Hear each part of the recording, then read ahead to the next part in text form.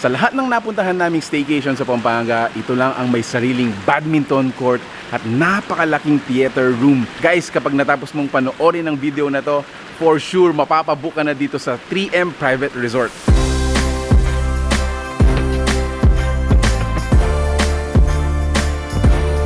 Ano ba kabilin? Welcome to Pampanga. Today's video, itutur ko po kayo dito sa napakalaking private villa na to located sa Mexico, Pampanga. And papakita ko na sa inyo ang mga nagustuhan ko, ano mga amenities na pwede nyong ma-enjoy dito. So samahan nyo ako. Let's go! Una natin papasukan is yung first property na makikita ninyo right after nung car park natin sa labas. So eto yon. This is what we will see. Eto guys, it's our indoor dining. And at the same time guys, dito rin nandito yung ating entertainment section and yung living room. Ito naman siya. Ito yung TV natin. Currently pinapanood natin ang channel ng Pampanga. Again, dito pa rin sa first level, our dining table. Up until 12 siguro can sit here comfortably. We also have an indoor kitchen. Kompleto po yung kailangan natin. We also have a two-door ref, air-conditioned. Ito siya. And then dito sa baba guys, makikita natin yung unang room fit for elderlies, or if you have nagsama po yung PWD or someone that will have a worry accessing yung stairs natin dito sa second level. Now speaking of stairs, napakaganda nito guys. Imagine yourself having a photo shoot dito sa grand staircase nila going to the second level. So tara, panig tayo naman doon. So, coming up to the second level, eto yung bubungad sa inyo guys. Napakagandang chandelier. So, dito sa second level guys, meron tayong tatlong bedrooms. The first one is this one. It's a queen size bed, complete with towels, bathrobe, and then meron din tayong CR. Going to the other two rooms. So, the first room, dito sa right side, meron tayong dalawang bunk beds. Each level can accommodate single person. So, dito sa room na to, 4 people ang pwedeng matulog. And then the common CR. And then last room is this one. So meron tayong isang bunk bed. However, double size naman yung mattress nila dito. So still 4 to 6 people pa rin yung pwedeng makakapag-stay dito. Nga pala, so this door right here, access naman siya doon sa terrace. Eto guys, so doon yung pinanggalingan natin kanina, yung pinaka primary property. Papasok naman tayo dito sa kanilang own gym. There you go guys, imagine this is the only villa na napuntahan namin na may sariling badminton court. Grabe!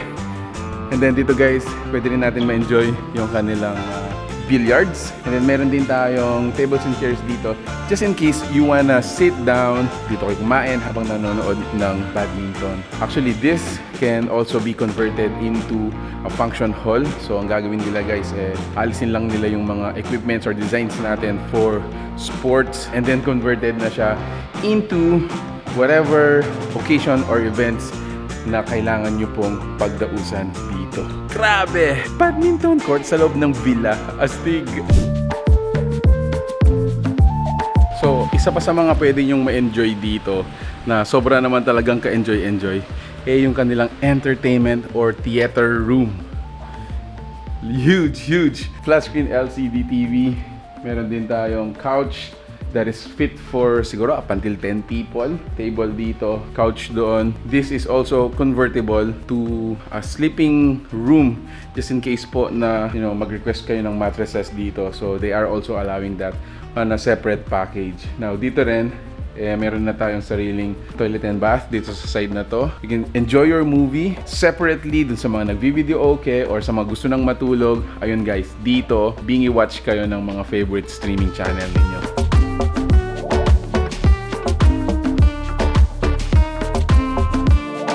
Another bedroom na naman ang ipapakita ko sa inyo guys, but this time I believe this is the master's bedroom of the entire property. Dahil dito guys, nandito yung ating queen size bed. Meron din siyang section for the living room area or the sofa set, no? Meron tayong entertainment section for the TV. This is also air conditioned, and kagandahan dito guys, kapag matutulog ka na, meron siyang konting pakulo, no?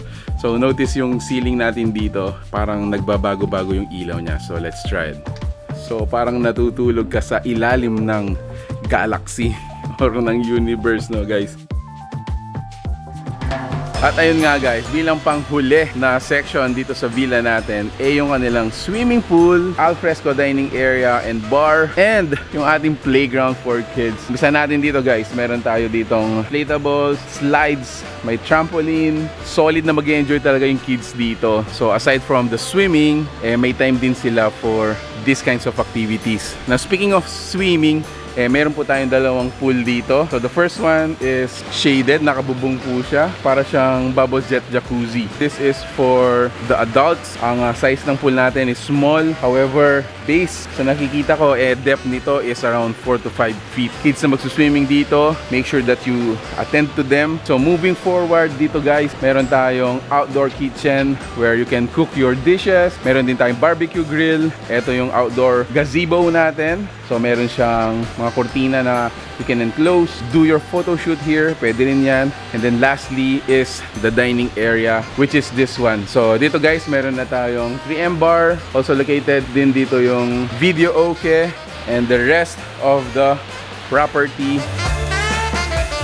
Alright, so there you have it guys. If you have questions or inquiries about the property, the amenities, and the rates, mga do's and don'ts din po, contact the fan page or the phone number we're gonna provide dun sa caption dito sa post na to, and book your next event here or even your getaway, your family vacation, whatever occasion it is. Might as well consider nyo po ang 3M Private Villa. There you have it guys. Thank you so much for watching. We're in Pampanga. Until our next discovery, I hope you like this video. Please share it.